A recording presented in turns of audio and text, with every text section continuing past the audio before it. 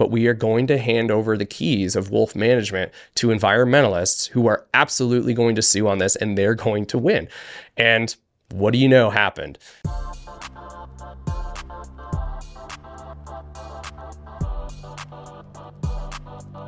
You're back, sir. How are you? I'm doing swell. How are you? I'm doing really well. First off, thank you for coming to my reasonable defense on Instagram with some of the posts. I appreciate you. It's the conversation about wildlife, be it from like a big game or just environment standpoint, man, it's a crazy thing. And there are so many ins and outs with legislation. There are so many ins and outs with people's empirical, evidence and their experiences. Mm-hmm. What a wild space to be communicating in.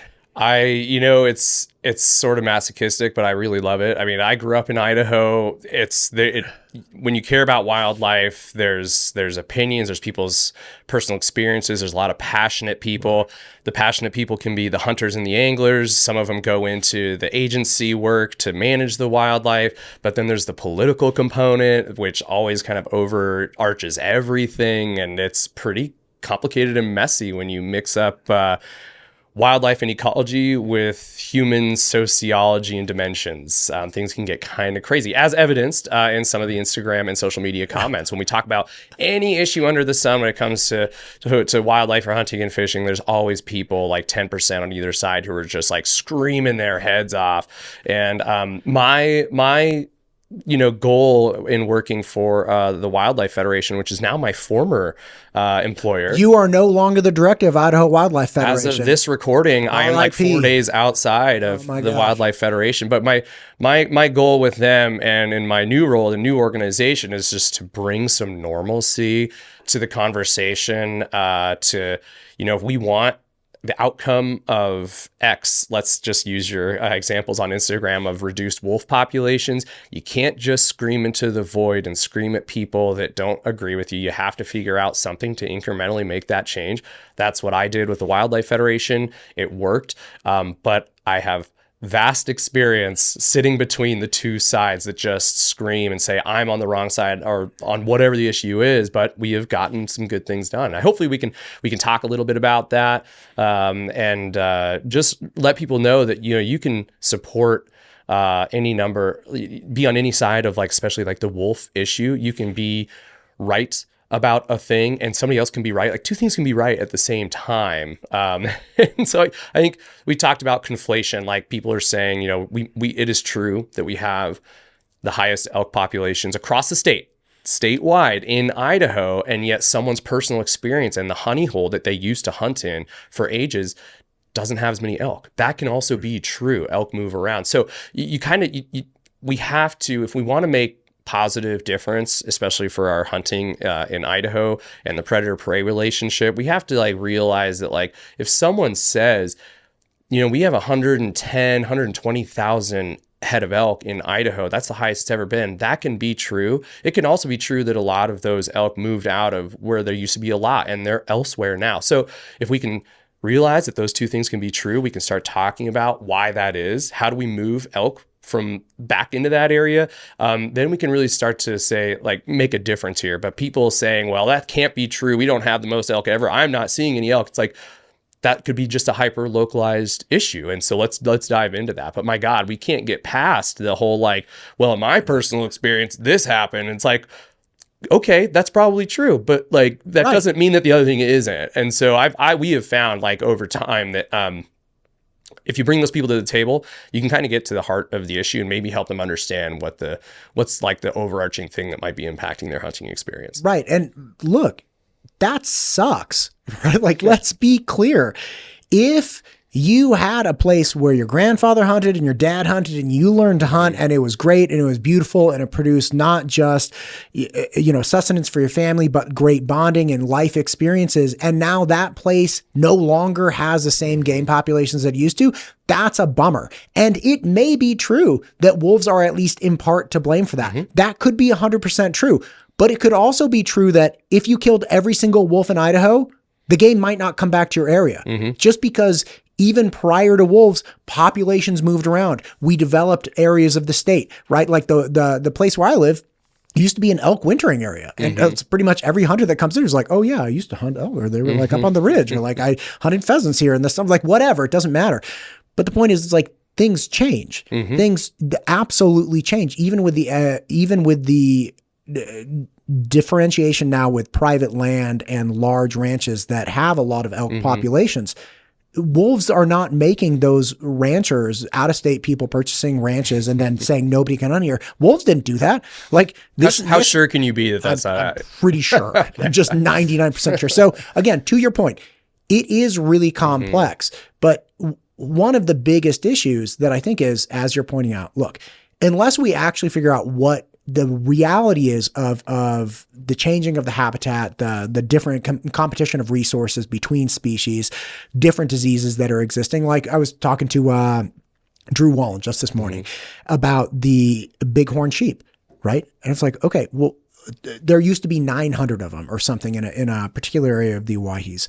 And he was like, now it's down to something like 38. That's not because of wolves. It's predominantly because of a pneumonia strain that got passed from domesticated sheep. Correct, and every time that somebody gets that within a specific herd, they have to kill the entire group of them because they don't want it to spread. Okay. So like we went from 900 to 38 animals. Has nothing to do with wolves. Animals die for a lot of reasons. Yeah. And just to say, hey, it's all of the animal death is because of this one reason is not going to lead us towards a viable solution. Yeah. And it's really important for people to get some temporal perspective on how we got to where we are now. So like in the 1800s, when we first started getting surveys of elk, I mean, shit, when Lewis and Clark came through here, and you look at their journals, the tribes that they interacted with, the Nez Perce, the Shoshone-Bannock, they did not really sustain themselves on elk in Idaho. It was salmon. They were sheep eaters. There was a ton of bighorn sheep in what we now call the Frank Church River No Return. Their sustenance for protein meat was not elk primarily. The first USGS survey that came over the pass from Montana up in northern Idaho, kind of what's now we call the Great Burn area, Lolo up in that region, huge fire had come through a decade or so earlier. Now it's so densely covered, but that was where the strongest bands of elk herds were up in North Idaho.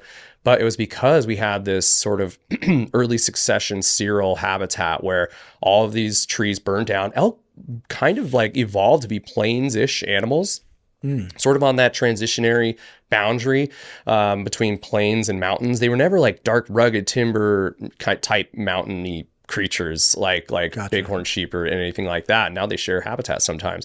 But because of that open space, there was early cereal habitat. And what that means is every time there's a disturbance, whether it's flood, fire, some other, it just alters the habitat of a landscape, it starts over.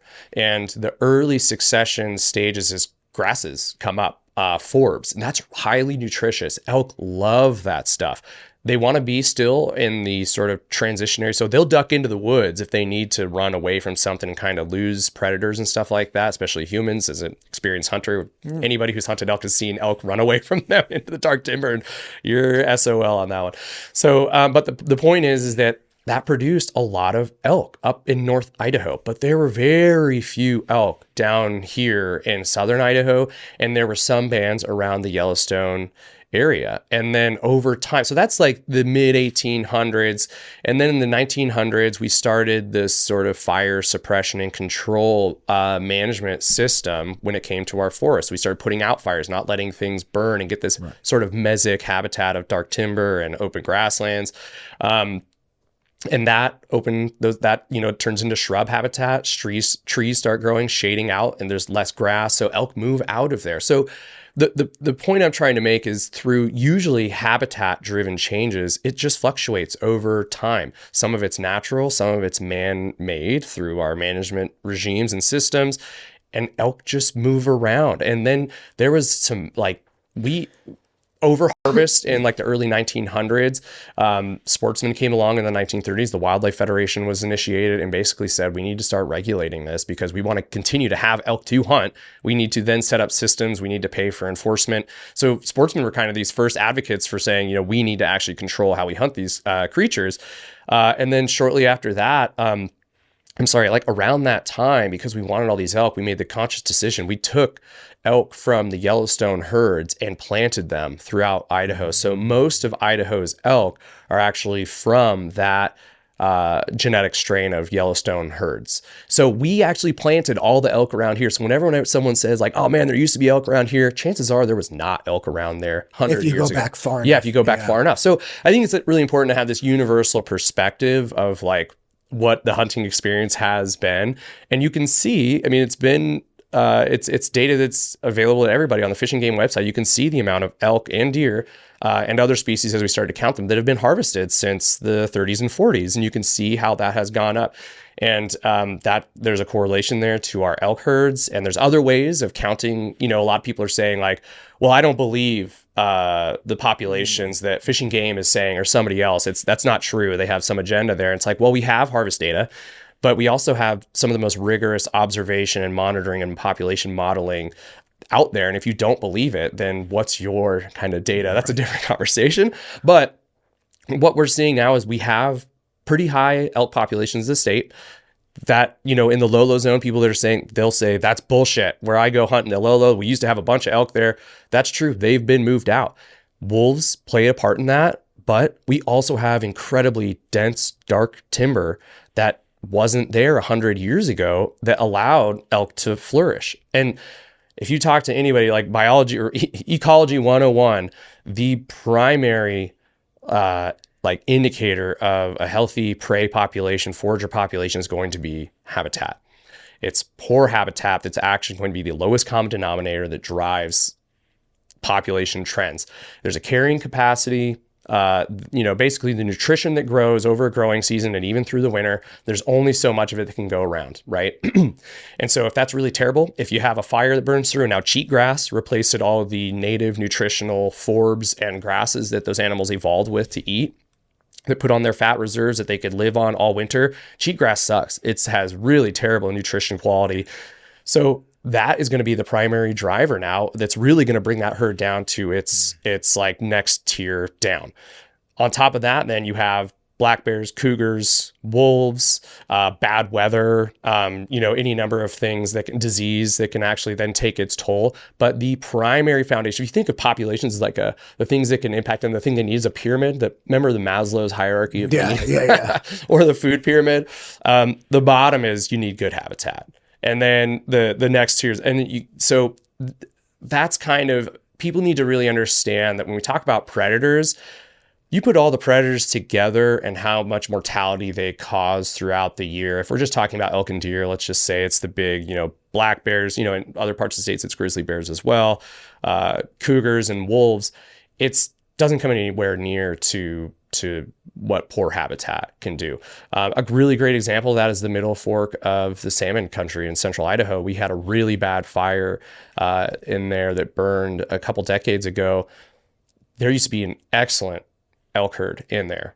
It's not going to come back. There are wolves in there too. People are going to blame the wolves that's the reason, I'm sure. But if you talk to anybody in there, you go on the ground, you don't have the bitter brush that elk really like, especially during the winter. You don't have the grasses, you don't have the forbs. It's just covered in cheatgrass and ponderosa pine. And that's not great habitat. It might look good because when I'm an elk hunter, I want to get on a ridge and glass another ridge that's kind of open and you can see where elk are, especially in the morning and in the evenings. But you go look at it and it's just gravel and loamy soil that's producing cheatgrass and it sucks. It's just not supporting those elk anymore. One interesting point that I heard somebody bring up, they're like, critics of wolves always say that there used to be a bunch of elk here. Now it's only wolves. There are no more elk. The wolves absolutely killed everyone. Mm-hmm. And like, okay, like I'm not debate, like if that's somebody's experience 100%, what are the wolves eating then? because the emphasis that most people bring is like they follow the elk around, they eat all the elk, they don't scavenge, they don't eat small rodents, they don't have a varied diet, they're not looking at gut piles or any bone piles, anything. It's like they only eat elk, or they're predominantly eating elk. If that's true and there are no elk in your area and the wolves are still there, what are the wolves eating? Because you would imagine as the elk leave, the wolves leave. Yeah. But that's not what people are reporting. People have used this term predator pit before. Sorry, I had a hiccup. Predator pit, where like predators move in to a population of ungulates, and ungulates for folks are just like cloven hooved, like antlered animals, so moose, deer, and elk, and then they eat everything, and then it's just like this swirling pit of predators, and then they start eating each other, and that's how they have their bait. And like that's a theory that's really like not borne out in reality. Let me tell you this. That's from a James Bond movie. Yeah, I believe you remember so. that? He's like, what you do to get rid of the rats Yeah. is you build a pit and get all the rats in the pit. And when the rats run out of food, now they eat each other. And the last 2 rats you let out of the pit. And now they eat rat. And it's like, geez, man. Rats. Yeah. Gee, Yeah. that was which one was that? That was a Daniel Craig James Bond. That was a great one. Gotta be. Yeah. Gotta the guy be. who like, he took out his top jaw. Oh, yeah. They had like the little cone of silence. Yeah. It was a great film. Yeah. Anyway, so Daniel that's Craig. the concept of the predator pit. Yeah, but let me like I've heard, you see social media comments like, I grew up hunting elk and deer, everything. I'm a generalist. Sure. We've talked about that on the last episode. I fish for everything. I hunt for everything. I have 2 bird dogs for waterfowl, for upland birds. I like hunting. I like fishing. I have been around untold number of campfires at elk camp, at deer camp, doing whatever, sharing, space in a duck blind, all manner of people saying all manner of things about wolves and about all wildlife. But wolves seem to attract this like mythos of like, there's 200 pounders in Idaho, or they eat 7 elk a year on average. And there's just all this stuff that is said and perpetuated over the years. And like, because we believe that, we start to make, we make ill-informed, or people start to support ill-informed management decisions that actually don't get reduced wolf populations. But going back to it, rewind a little bit. I've been around this stuff forever, and there's like a lot of myths. One of them is the predator pit. But as an elk hunter, let me put it this way: since 2012, and I'm just going back to that point in time because it's easier for me to remember. I killed a pretty nice bull, and I can't say where, but I can't tell anybody. But I saw wolves the previous day, and as my kids have been born, I have to be really surgical with my time off. So I've been doing a lot more solo hunting over the years. But one of the last times I went with my brothers, we heard elk bugling at 4 a.m. It's a full moon on one side. We were camped in this valley way back in the backcountry. On one hillside, we heard elk bugling. Not 5 minutes later, we heard wolves howling.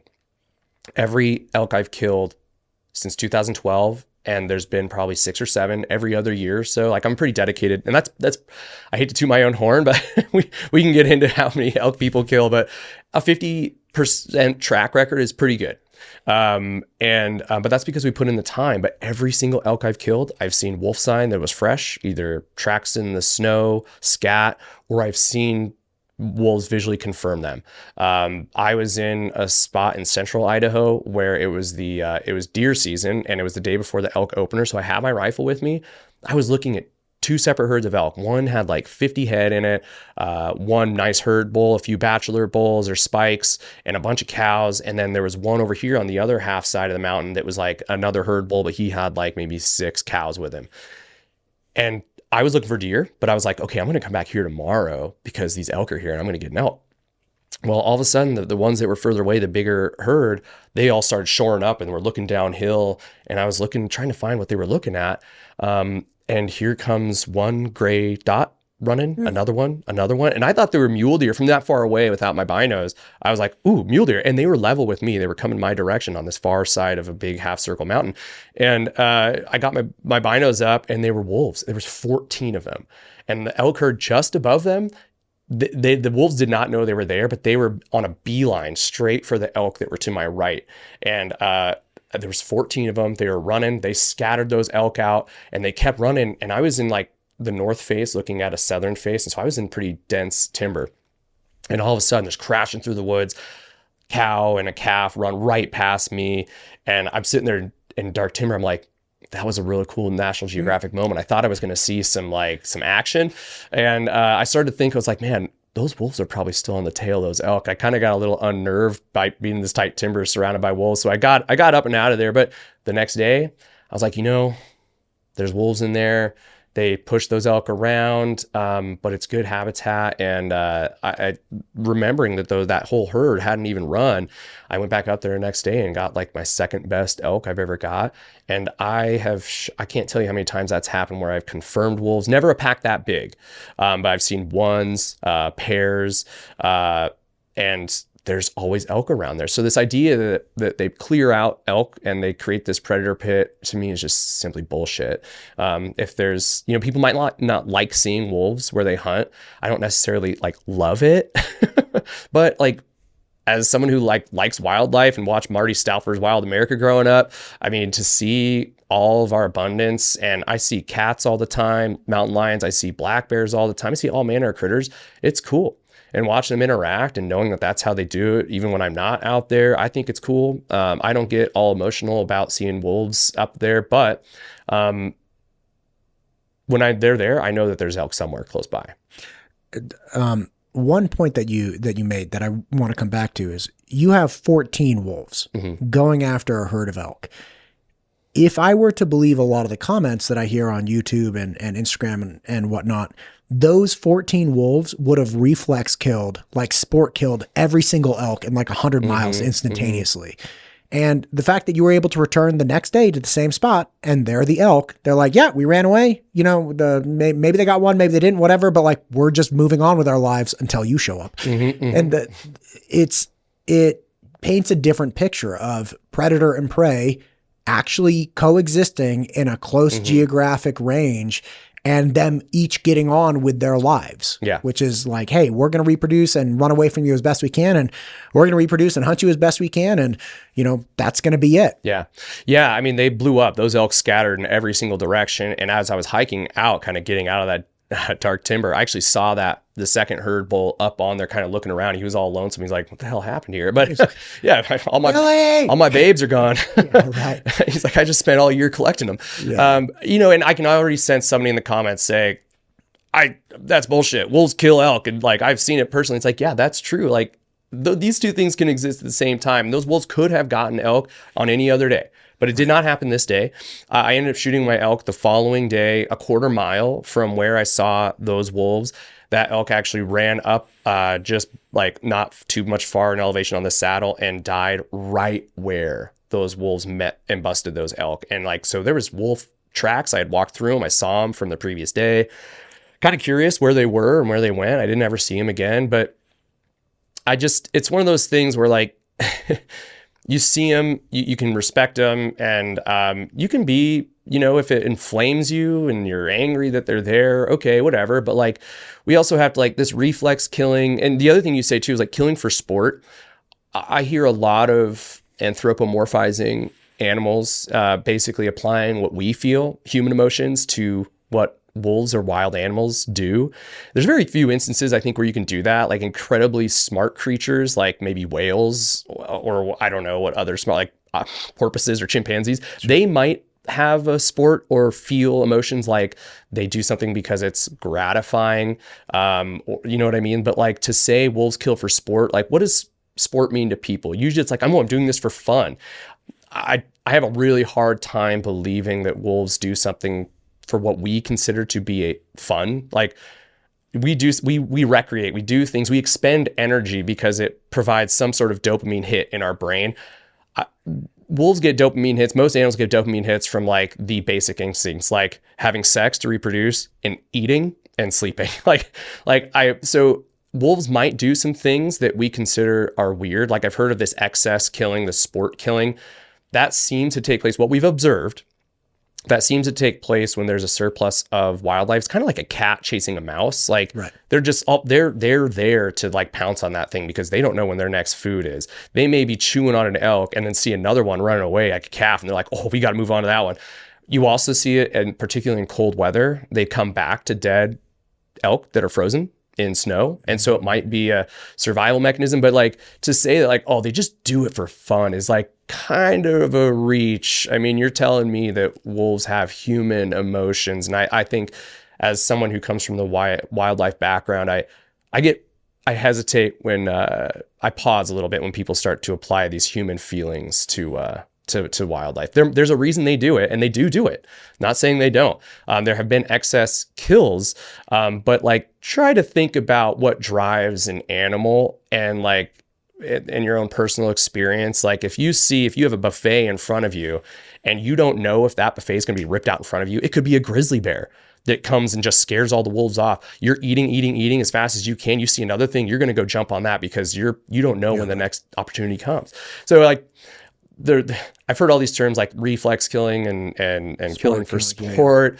I mean, wolves are just doing wolf things. And frankly, environmentalists do the same thing. They will say like, wolves love each other. They have this social hierarchy, and they do have a social hierarchy like alphas and beta males and that kind of thing. But like you start to get into like people who want wolves managed, which I am in that camp. When people say like, start to use emotional arguments, it's funny because like a lot of my folks who want wolves managed, they will say you can't manage them with emotion, we have to do it with science and all this. But then all of a sudden they start saying wolves murder elk for fun. I'm like, well, you're doing the same thing you're accusing the environmentalists of. And so I think it's important to recognize when both sides are doing that, and then again coming to the middle to say like, if our objective and our goals are to reduce wolf populations, let's talk about that. But like, let's try to leave like the sort of flagrant weird language out of it, because that's not going to produce good policy and actually get what we want. Right. And even to that point, I don't think there are a lot of people that are saying we need to reduce wolf populations just as an end in itself. Mm-hmm. They're saying we need to regain access to big game, right? Like we need elk, we need moose, we need mule deer that we can hunt in a geographically acceptable range for us where Excellent we live. Point. Right. So and these two things are different. Like you can want to kill every wolf, but if what you want is to get access to big game without driving, 1,000 miles, okay, well then we should work towards that problem. What is that problem? Is it the environment? Is it human development? Is it private land? Is it all of these things put together? Or is it just wolves? Because we could eliminate all the wolves, but if you're it's like trying to figure out odds of having a heart attack just based on cholesterol. It's like there's not a direct like you have to have other things going on here. Yeah, maybe that's a bad example. No, cholesterol's a nebulous thing. But anyway, no, you're right. So if you want to bring back the elk population in the Clearwater or Lolo zone, and you're like, I'm just going to focus entirely on reducing wolf numbers, you're going to be really bummed out in 10 years after you reduce wolf numbers, because again, the problem is there's not really a lot for elk to eat on these steep, deep, forested, shady mountainsides. I mean, wildlife management is complex, and there's a lot of things you need to do a lot of variables. And you have to really look at and like I said, habitat has to be it's the bottom pillar. You have to look at what is going on there. And there's a lot of places where people are like, man, in the 60s and 70s, up in the Clearwater and Lolo, it used to be bomber. It's like, well, that's because our forest practices back then were like clear cut. And we had all this grass that would come, and clear cuts, I don't want to paint a picture like it can be good for elk, but if you do it wrong, it can be bad for like water quality. And then you got to think about like that's salmon and steelhead spawning habitat. So there's not just elk we have to care about here. Right. But fires used to open up those forests in the understory like that. And we stopped doing that. And in the 60s and 70s, that was probably like what people considered to be the golden age of elk harvest. But like you didn't have to compete with a lot of wolves. Elk were at the end of a road. Like a lot of people could just drive their machines, park at the end of the road, and elk hunting was not a big of a challenge. I would contend with, and elk hunting is not easy now. Certainly wolves, like they're a competitor in the space for harvesting elk. They can blow up your spot, but like there's only, I can see the comments now.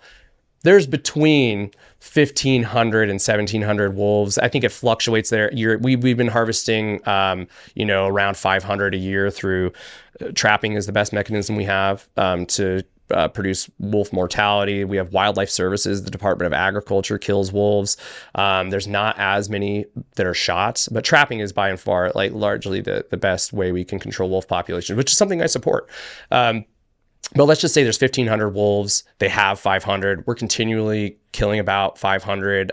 They reproduce about 500 years that actually come to adulthood, and then we're harvesting those 500. We're starting to chip away at it. We started seeing that around like 2020, that like the total average population is starting to come down. So we're starting to do something, right, if you support wolf management. But you have to also, if the goal of wolf management is to produce more elk, you also have to look at everything else that's happening with elk. I mean, we have diseases, like I've already mentioned, habitat. You have to reduce tag distribution. There's a lot of things that go into this, and people get so fixated on wolves that you can't have a productive conversation because they're so focused on, sometimes I think it almost becomes less about the elk, even if they say it's about the elk, like they want more elk, but it's like kill wolves, kill wolves, kill wolves, kill wolves. And you're like, well, what about the lack of, people aren't hound hunting in there anymore for cats. People aren't hunting for bears in there anymore. And so there's other things like that can happen that impact elk populations. And, some of it's really tough. They're like, well, let's increase, wolf harvest is easy to say, but like you can't just produce trappers out of thin air. It's a significant investment. All the irons you got to pay for, you have to check your traps every like 48 hours. I think it used to be 72 or somewhere between there. Sorry, everybody, if online, I don't know the exact hours, but like, it's one of those things where like you can't, there's a lot of people just get so wrapped around the axle on wolves that we don't even talk about the things that could make an equal or significantly better impact for the lot of elk populations. And there are a lot of conflicting, and again, yes to everything you're saying. And there are a lot of conflicting principles that I don't think people are identifying. For instance, I was speaking with somebody about the units in Wyoming that are handing out unlimited elk tags.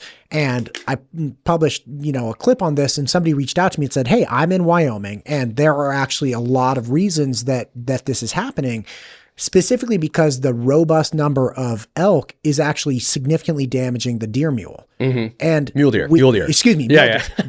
Deer. Oh my God, too much coffee. Yeah, right.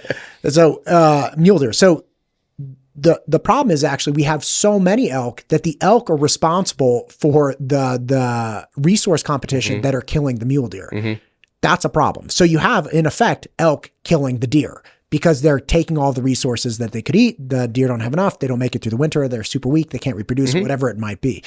And so people saying, hey, we need more elk or we need to kill all the wolves, that may create an imbalance even within herbivores that then leads to one of the species being significantly decreased or just not doing well, maybe even eliminated. Because again, the competition for resources is very real. And if you don't have sufficient predators to bring down both populations, then you're not going to have enough for each of them to actually survive on. Yeah, so we are seeing that summer range, especially in central Idaho, is really important. And summer range is where animals spend their time in the summer, and that's they pack on their pounds, and the carrying capacity, as I mentioned before, it's limited. And if elk do outcompete mule deer, so there's an unofficial group of sportsmen up out of Chalice, but they include folks that live in Mackay, Stanley, and Salmon. They call themselves the Central Idaho Wildlife Group.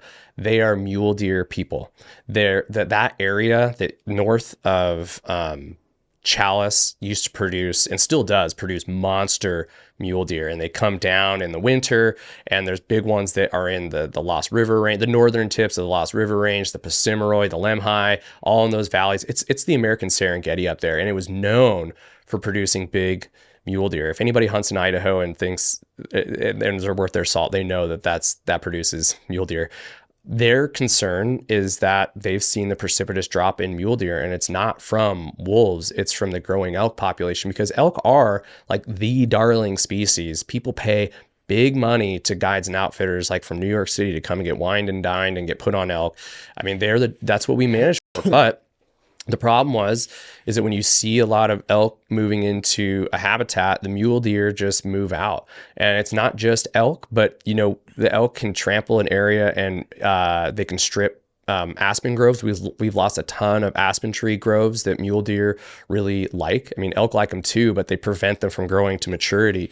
And so but the mule deer issue there is primarily elk driven, and it's habitat driven in that specific instance, like a lot of like that higher alpine aspen stuff. But and then they compete with cows. On top of that, like there are a lot of issues with cows competing with summer forage, especially in the Salmon Chalice National Forest, where high elevation, where all those deer and elk are trying to put on pounds. There's a ton of cattle up there that really kind of just compete with them. So it's the elk that's actually competing with the cows, with the domesticated, species that the ranchers are trying to take up there. The elk are actually stealing the resources, which are the reason that people brought the cows up in the first place. Yeah, exactly. And there are wolves there, to be sure, but like the wolves are not chasing mule deer out. Mule deer, there's significantly less predation of mule deer by wolves. Why is that? I think they're just nimble. So mule deer do this thing called stotting. It's like when they run. Remember when Bambi would just hop on four legs, even though Bambi's supposed to be a whitetail? Whitetail don't do it. Mule deer do. And so they don't but they can they're just nimble. They can get away. They move out, they're not in the same, like elk don't not necessarily like deep snow, but wolves can take advantage of deep snow to kill elk. And mule deer, they don't play with that shit. They're just like, I'm out of here. They're going to get out of there. They're just nimble, man. And anybody who hunts mule deer, I think that the saying is, I hunt elk for the meat. I hunt mule deer for the challenge. Mule deer are quiet. They have a better, in my opinion, they're quieter, so they have a better ear. They can hear better predators coming. They're just harder to kill for all animals, including humans. And that's my personal thing. I love hunting mule deer because it's really hard to get a big one. They're just silent. They're hard to see. Elk stand out like a sore thumb. If they're on an open field and the sunrise is coming up, they're like shining golden tan animals, and they're big, they're loud, easy to spot. Anyways, there's just less mortality. I don't know about necessarily the relationship between fawning mortality, but that's when you lose a lot of almost any animal, when you're super vulnerable. And that's when the sort of experts come on here and say, hey, there's a lot of mortality from elk caused by black bears. I mean, that is true. I don't know what to tell people. It doesn't mean that wolves don't kill elk, but black bears have take a huge hit on the elk population because they're coming out of their dens. That's when they're super hungry. Somebody made a comment. It's true. They are 92% vegetarian diets, but that's utterly it depends on the time of the year. In the spring when they're waking up and they want to pack on pounds, little elk snack, like little elk that's just like as big as, a small dog. I mean, they're going to pick that thing up, and that's not a whole lot of meat. They got to eat a lot of calories, but they're eating other stuff. And then later in the summer, they switch to grasses, they switch to berries and all that kind of stuff. But I don't know what to tell people when they say things like, now wolves have a bigger impact on elk. There's tens of thousands of black bears, same with cats, and there's like 1,500 wolves. I mean, you just do the math, and it doesn't mean that wolves don't have an impact. It doesn't mean that you might not like the impact that they have, but like the truth is the truth. And I mean, if we want to figure out what's killing elk, like we should start, figuring out a way to reduce black bear populations in certain areas. There's, like you were saying, getting to your point, there's a multi-pronged approach here. Let's just say there's a drainage here. It used to have elk. There's not a lot of elk. Well, let's look at the habitat. Let's look at the tree cover. Can we make that a mesic habitat, either through prescribed burns or through some prescriptive logging? Can we somehow issue more bear tags? Maybe allow some sow hunting, which are, all populations depend on surviving of the females and reproduction of the young. What can we do to impact that? And then can we, issue more hound hunting permits? You know what I mean? Like, we can't just always be like, it's all wolves and that's all we need to do to bring back. That's just not true. Not anymore. Right. And again, it's not going to affect the end that you want. If you want more elk, larger multi-prong approach. Yeah. Right. Yeah, exactly. And we have seen this like infatuation with decreasing wolf populations backfire immensely. I mean, the recent lawsuit that was won by environmental groups was in response to a bill passed by the Idaho legislature in 2021. You guys, IWF, I believe, posted something months ago about this, that you had identified the bill that was getting passed before as a real entry point to lawsuits that would then push everybody backwards. So explain the bill and then what happened. So the year is 2021. Not a great year for most people. I know, right? Yeah. But there was a bill, Senate Bill 1211. The stated goal was to get Idaho's wolf populations back down to the agreed upon levels, the agreed upon between the state and the feds for their delisting requirements, which is actually pretty low. I think it's like 150 wolves, 15 breeding pairs, something like that. It was pretty low. And, but that's a 90% reduction from 1,500 where we're at now. It was unrealistic. Like, everybody who is in the wolf world knew that we cannot reduce wolf populations 90%. Like I said, you can't just create new trappers out of thin air. And so so we knew it wouldn't actually get to that. People were saying that, like legislators were like, yeah, we're going to get like this bill. The intent is to do it, even if it can't get there. And it's just like, why would you say that to rile up all the anti-hunters and people on the fence? Like, it made national news. It made, like, the president of the United States said something to the effect of, like, the attack on predators, blah, blah, blah. I mean, you know what else made national news? Heterosexual Pride Month down at Old State Saloon in Eagle, in case you didn't know. And I think Tuesday's heterosexual female drink, and then Thursday's heterosexual dude drink night. I don't know how they prove it. I don't know if people have cards, but it did make national news. I don't go to the bars anymore, but I was to understand that every Thursday was ladies' night. So I thought we had a heterosexual ladies' night every. I don't know. I have no idea. Anyway, keep going. National news. So it's so anyways, this bill was, but the intent, and like people, I was interviewed as the director of the Wildlife Federation. They're like, what do you think about this bill? I'm like, well, the environmentalists don't need to light their hair on fire. This bill isn't going to result in a 90% reduction, despite the bill's advocates saying that's what their intended goal was. But the reason, the impetus was, like, they just thought there was too many wolves. And it comes from this, like, breadth of misinformation, like, oh, Fish and Game's lying about how many population, the number of the population. And real quick, like, yes, population modeling, it's not, you can't ever be, you don't know. It's not a perfect science. No, but like, we have hundreds of game cameras, like thousands out in the woods. We have hunter harvest reports, and we ask, like, did you see any wolves? We have the harvest data of wolves. I mean, there's people in the field.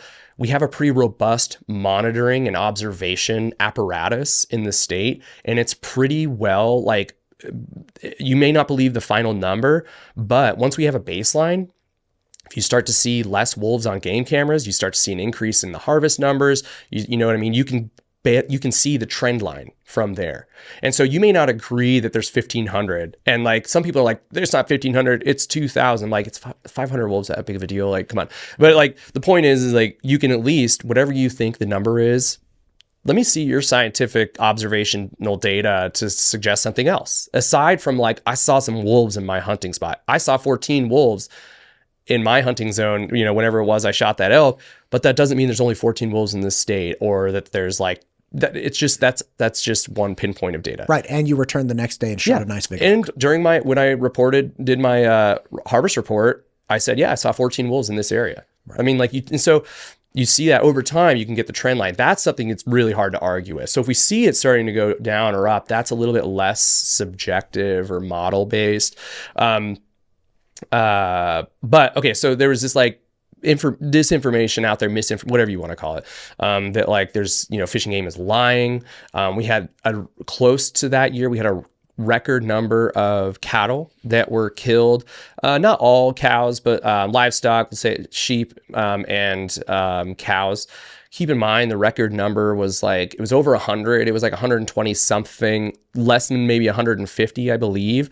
And like, Farm Bureau was out there saying, this is bullshit. We've got to get these wolf numbers under control. That's an unacceptable number of cattle being killed. And so that's, again, just under 100, let's say just under 150 cows being killed in a calendar year across the state.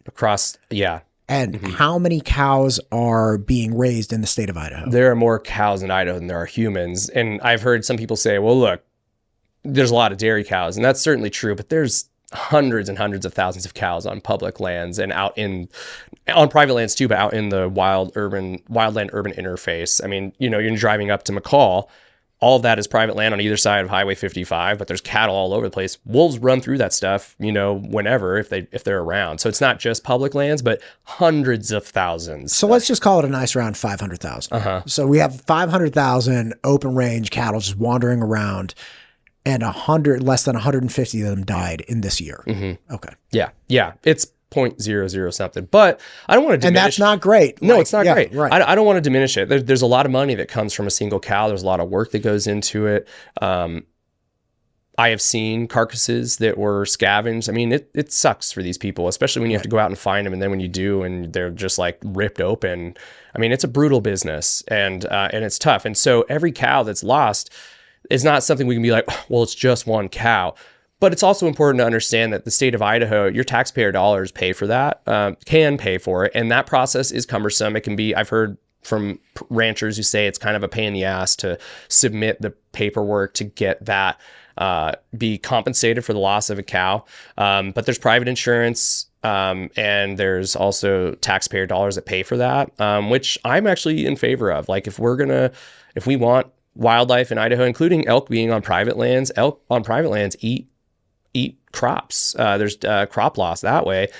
If we want elk in Idaho, sportsmen want elk in Idaho, they should say, okay, I'm actually willing to pay for some crop loss within reason. Like landowners should also do what they can to get elk off property, sure. But like if we want to live in an Idaho that has thriving wildlife, we should also consider that we have to pay for the people that have to face the brunt of the impacts that those wildlife have. And it's not just, like I said, losing cattle. It's also farmland and damage to, equipment and stuff like that. I'm happy within a reasonable. But so anyways, that aside, but there's like, the information that started this bill, there's too many, there's this record number of cattle being killed. And sometimes the cattle being killed were highly concentrated to a certain geography. Like one rancher in particular lost like the most, like more than everybody else combined. And that can be real hard for one particular rancher. Sure. I get it. One guy, that can be tough. So there's all this kind of stuff that created this perfect storm. So they created the Farm Bureau kind of created this bill. And when we got our hands on it, nothing we saw in the bill, and it's my former organization stance and my own personal stance, that we should be pro-management, pro-hunting, pro-trapping of wolves. We should try to find that happy medium to reduce their numbers, to proliferate elk, especially because I'm an elk hunter. I get it, but there has to be a balance. But we looked at this bill and we didn't see a single thing that would result in one more wolf being harvested. It took money from sportsmen and nobody else to fund harvest of wolves. There's already a nonprofit that raises money to compensate wolf harvest. You have to submit your receipts, they get compensated. But now this bill would add, so there's somebody already kind of filling that gap. Now it's like, well, let's use sportsman dollars to, put more money into that. And then, and nobody else, it didn't take it from the cattle industry or anybody else, just sportsmen are going to pay for this, even though sportsmen are not the only ones who we typically don't like wolves. So why the hell are we the ones that are paying for it? Why can't everybody else, like taxpayers, pay for it? Not just, and when I say sportsmen, and I mean licensed dollars that we pay into Fish and Game and funds that agency.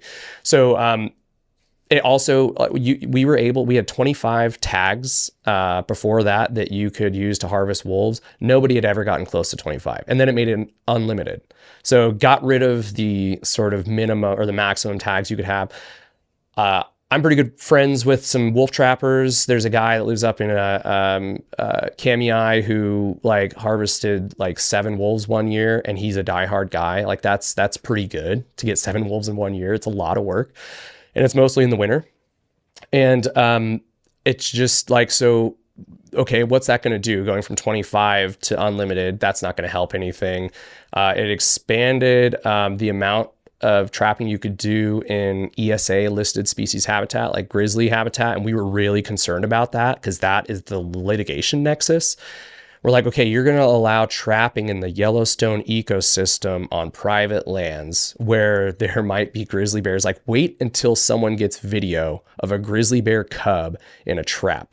We will be fucked. Sorry. I didn't mean to swear. That's the kind of stuff that hurts hunting. We will be screwed if you want to. There you go. Yeah, we will be screwed. And so, I expressed that to a number of sporting groups that were weighing whether they should support this.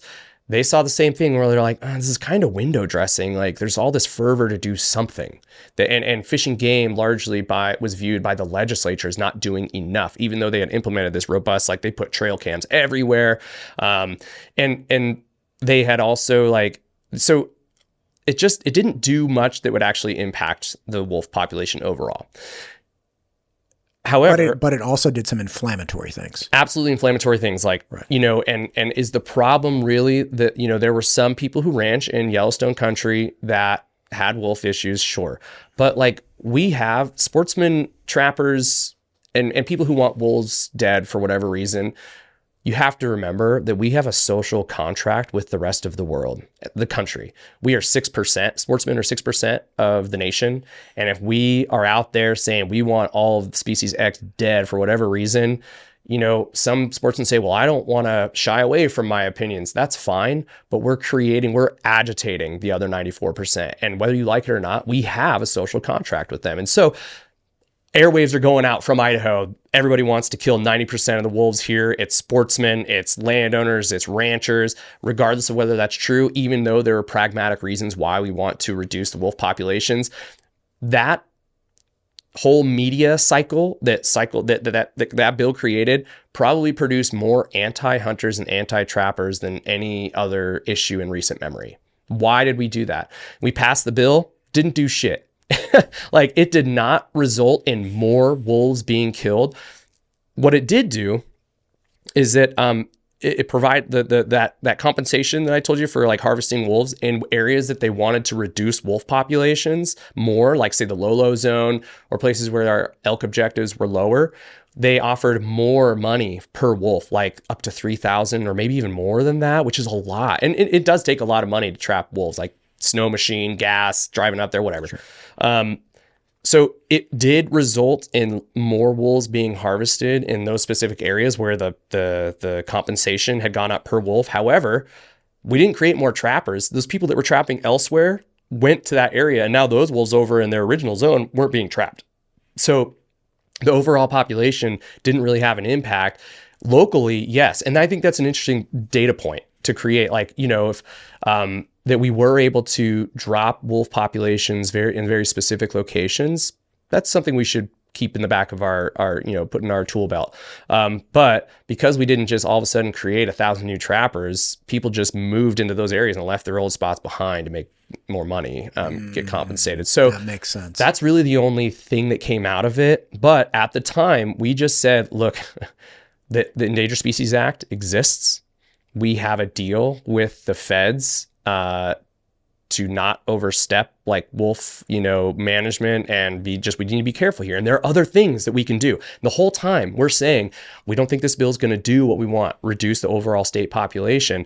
Here's some other things. One of the things that we're finally enacting was allowing guides and outfitters who usually guide for elk hunting or big game hunting to allow clients to dispatch animals that are trapped. So now, instead of just, let's say you take some Joe Schmo from New York City who's coming out here paying you $30,000 to hunt elk. Now you can say, hey man, for $2,000 extra bucks, I'll go run some trap lines.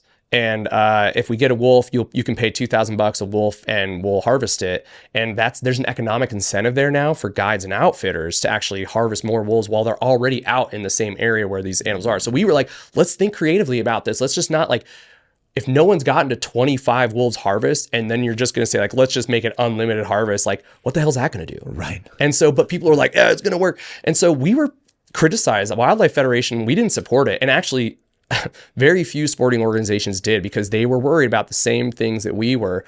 And I was quoted in the Statesman saying, this bill is not going to do what the intention is going to do, but we are going to hand over the keys of wolf management to environmentalists who are absolutely going to sue on this, and they're going to win.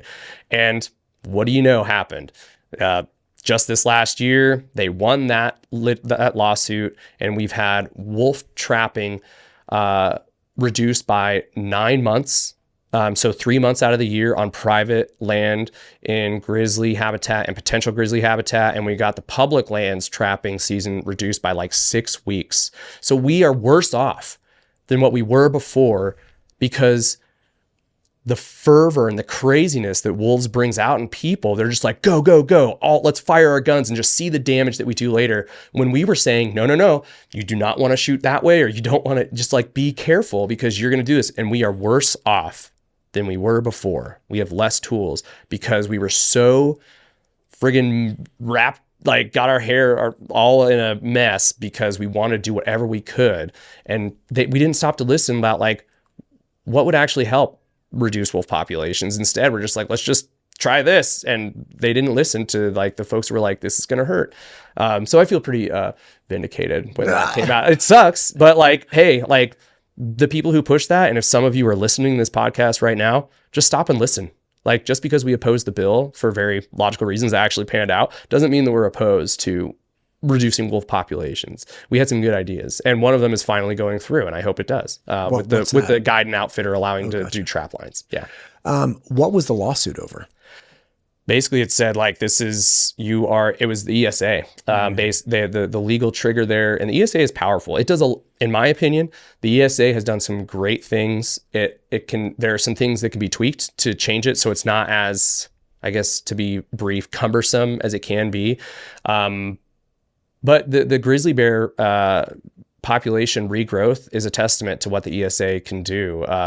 Bald eagles, all these great species that we love that are coming back. The ESA can do that, but it's also a legal mechanism for environmentalists to basically say, I don't like what you're doing here. And so the hook was, you're allowing wolf trapping when grizzly bears have their cubs, and they're still a listed species. They're not delisted yet. And so there's some concerns that trapping would actually hinder the stated sort of repopulation strategies that were dictated in the listing of grizzly bears.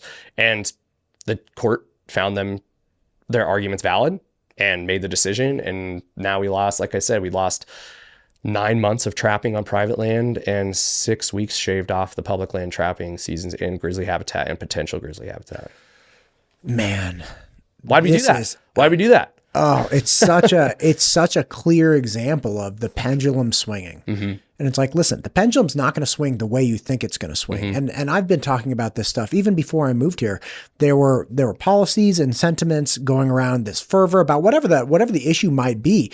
But it's like, you're going too hard. Yeah. You don't understand. You're going too hard. You're going, guns blazing, shotgun approach to some problem that you think is a problem. And whether or not I agree with you that it's a problem, the approach that you're taking, the direction you're going is going to create this mass backlash, and you're going to get worse off. Here's a great example in more popular culture. Look at what's happening to Disney, right? Like Disney has gone so hard that it's like, you didn't accomplish the goal. Mm-hmm. And Disney's goal, in my opinion, is to kind of structure cultural norms and whatnot. That's their goal. I don't like that at all. But, 20 years ago, I didn't care as much. I'm like, it's no big deal. And if somebody had thrown out, like, I don't know if you saw that movie Lightyear, but yeah. I did not think it was a very compelling movie. But anyway, like, we didn't that children's movie sucked. Oh, dude, it was terrible. I was like, I can't track the characters. Like, and then the bad guy was Buzz Lightyear. Spoiler alert. Oh no. Yeah. Great. Anyway, thanks, Matt. But there was like a lesbian couple in it. And 20 years ago, I was like, I wouldn't have. I'm like, whatever. It's like, as a 22-year-old, like, it doesn't matter. Now I'm like, you know what, Disney, you can kiss my ass. Like, I don't care. I don't want any of this. You pushed so hard and so intensely. And again, I know Disney is not really like the wolf argument, but you just can't move that hard and that fast. And I feel like nationally we're developing this reactionary culture, and especially the reactionary culture as it gets pushed onto lawmakers, which is like, we need to do absolutely everything. And the problem that we're going to run into with a lot of issues, whatever the issue might be, this one in particular, is look, if you go too hard, too fast, and in too nonsensical or defendable manner, you're going to develop a real meaningful backlash that then becomes a problem and reverses the effect that you were trying to have. In response to that, when I told people that, they just said, the environmentalists, though, they won't stop at anything. Like, if we do this, so what? Because they're going to do something either way. But like, then what is it for? Self-gratification. If you knew this was going to happen and it was a real threat and you claimed yourself that they're going to try to do whatever they can to limit trapping, well, then you just did it to make yourself feel good that you did something. Because I can already hear every time we talk about something, I can hear the comments online. Forget the comments. Yeah. The comment people and by the way, those comment people are welcome to come in. Absolutely. And I invite people on the show. Somebody was saying the other day that it's like, well, Californians are the complete problem here and there. It's not being discussed. I'm like, well, I'm happy to have you in and you can discuss. He's like, what's the point? Like, there is no discussion to be had. We just have to deal with it. Like, well, I don't know why you're making this comment then. Like, I thought you wanted to communicate. Right. And so, but a lot of people are like, we need to do what we can to kill more wolves. I'm like, well, what's your solution here? Like, when we were talking about back in 2021 about allowing guides to run trap lines, like, we knew that would actually help harvest more wolves. Right. It won't be the most significant thing, but if it's like, it might help. 20 more wolves, it might even be more than that. The guides are out there all the time. I mean, even outside of the season, they're doing trail work. I mean, our outfitters and guides do a lot of work for our natural resources. But aside from that, I mean, it's just, I hear people all the time like, we got to do something. It's like, well, that's sort of what I felt our organization, the role we were playing is like, we're looking at a bill that's supposed to quote unquote do something. It's certainly trying something, right? But everybody agreed that it wasn't going to do. Even the people, some of the groups that supported it, they're like, they called it window dressing. Right. They're like, this is window dressing. I think these people politicians can go back home and campaign that they did something. They threw more money at the problem. And they can say they did something, but like it biologically. Dude, it was literally like mask mandates. Yeah. Like we're doing something. It's like, that's not going to change anything. No. Let's require more masks. Like, that's a cotton rag on your face, you dirty monkey. Yeah. Yeah. So it's like, and that's the thing. Like, again, I'll just reiterate here. Like, I'm pro management of wolves. I would like to reduce their numbers.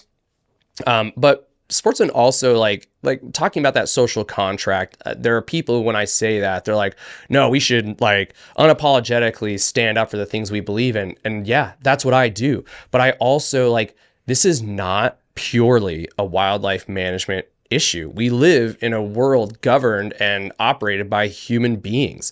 We have to operate in that system. People are like, no, we should just do it and screw those animal rights people.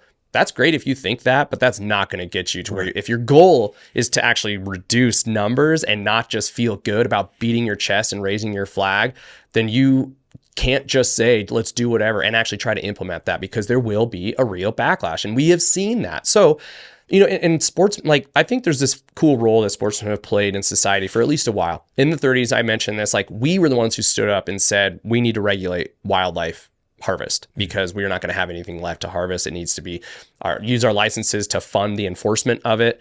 And there's plenty of sportsmen who think that they shouldn't have to pay to fish, but then they don't, or hunt, and they don't realize that their funds actually make it so that those animals exist in a surplus. So that's kind of funny. But so not all sportsmen, but in society at large, we have played this role of stepping up to say, you know what, we do have this social contract. If we don't do it, who else is going to step up and do it? Or they'll do it for us in a way that doesn't benefit us. We're seeing that in Washington and Oregon and California.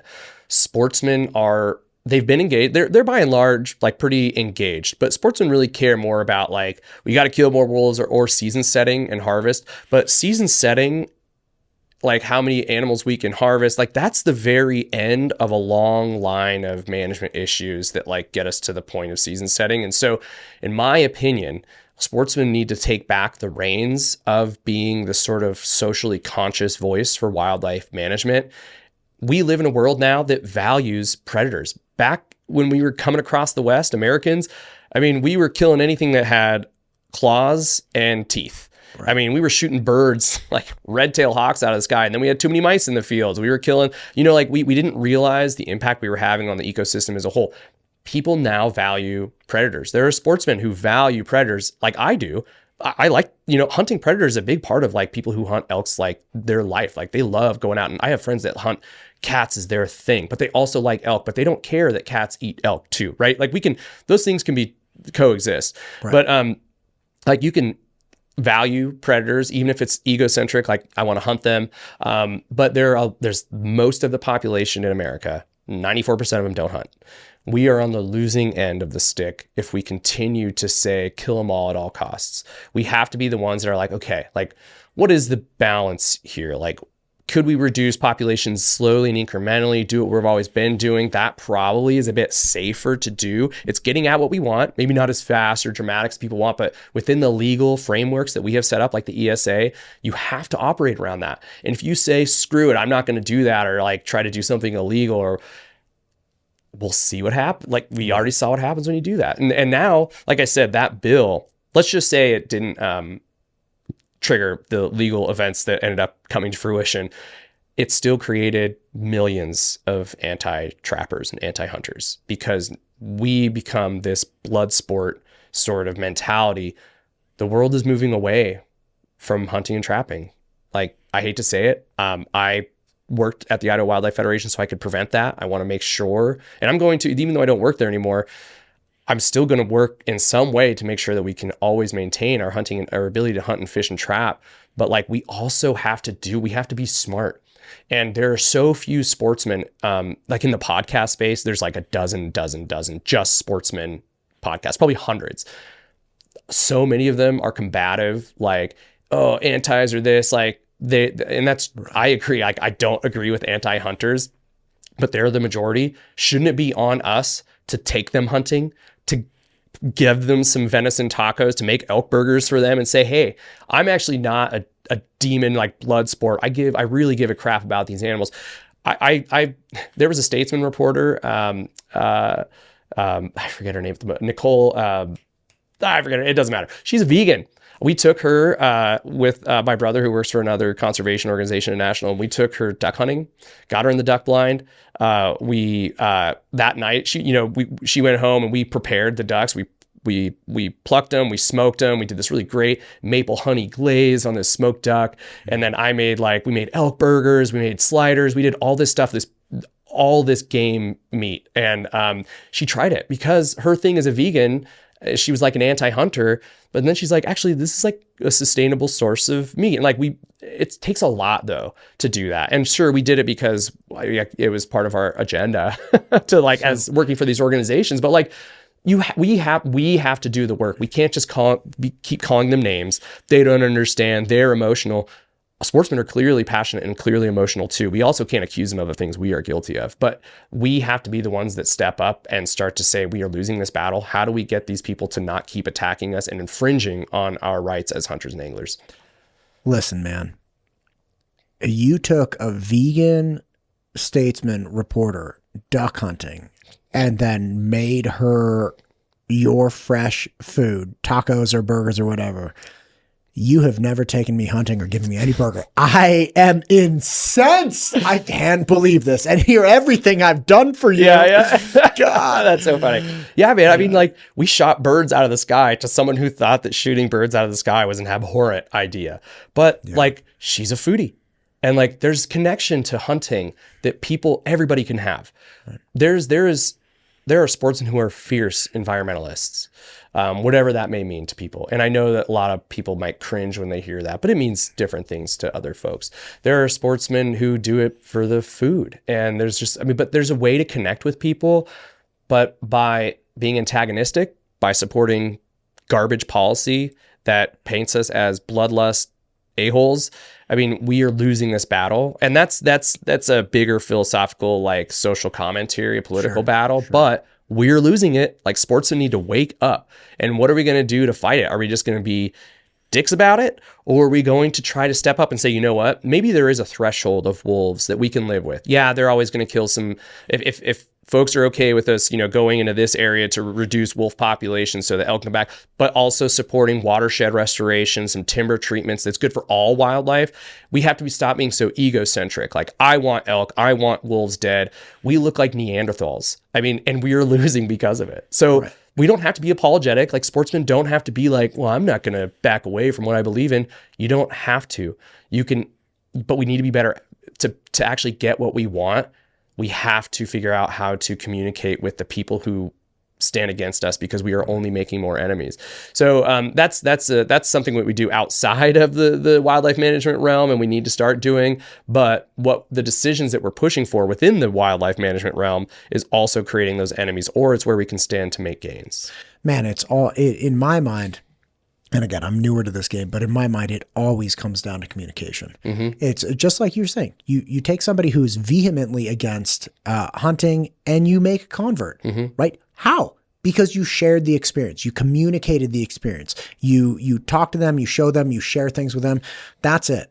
And having better communication, I think, will hopefully bring more unity even within the hunting and fishing world, right? Because there's this big commentary about the Republican Party being fractured in the state of Idaho. It's like you have these two different camps, and one camp hates another camp. It's like it appears from all the people I've spoken with in the hunting world that there's a fracture there too. And there are different opinions about the vilification of Idaho Fish and Game, and there are different opinions about the management and whether, again, everything we've been talking about. And it's like, let's just come back to reality, right? And I'm not saying I know reality, but let's agree on a reality. Let's figure out a set of data we can all get behind. Let's figure out a way to instill trust in data sets, explain data sets. And then it's, look, do you want wolves dead or do you just want elk to hunt? Which, like, because I think you just want elk to hunt, right? Yeah, right. And if you want elk to hunt, we can probably start doing things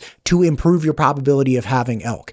But if you just blame wolves, again, just blaming the thing that's not responsible for the whole thing will never give you the result you want. Because even if you kill all the wolves, if we have habitat change, if we have, human encroachment, if we have diseases, if we have competition between species, if we have all of these things, the elk may never come back in your area. And it's not because of wolves. So it's identifying, hey, look, let's all get together and agree at least on one thing. Like, can we start on one common ground and then move from there? And that has to come from, let's just talk. Yeah. Let me hear your experience. Yeah.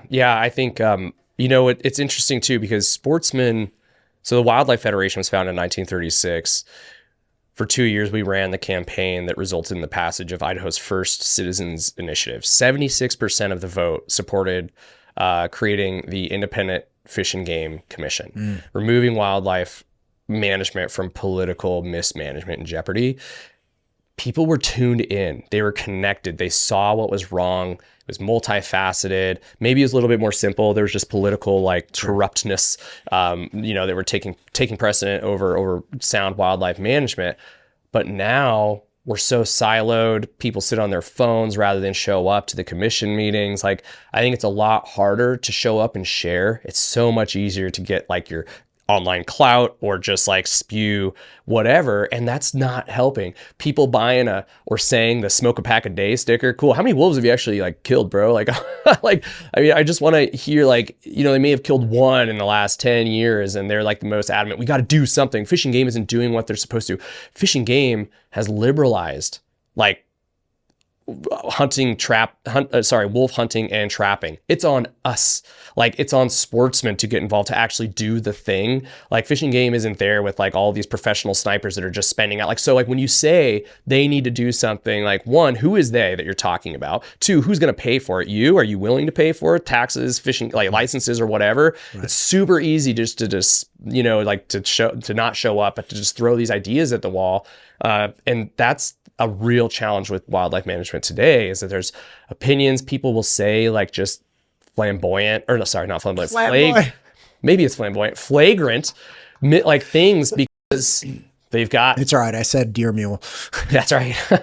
They've got 50,000 social media followers, and they're like, yeah, this guy says it like it is. He thinks like me. I want more wolves killed. Cool. Well, how does that help? I'm genuinely curious. Right. And so, but I don't know, it's really frustrating. And then folks like us who say, hey, with the Senate Bill 1211, that wasn't going to do anything for wolves, but was going to set us up for a lawsuit, which all came to fruition. We say, hey, don't take a step back here. We're the ones criticized. We're you're not going to do enough. But then the people who are pushing that bill are now responsible, in my opinion, for making us worse off because they right. let all that misinformation get to them.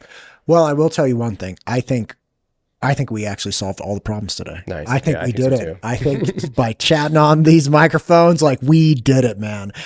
Listen, I appreciate you. This is, I always enjoy talking to you on the phone or on the podcast. I really appreciate all the detail you bring. Thank you for your service in the Idaho Wildlife Federation. How long were you executive director? Almost 9 years.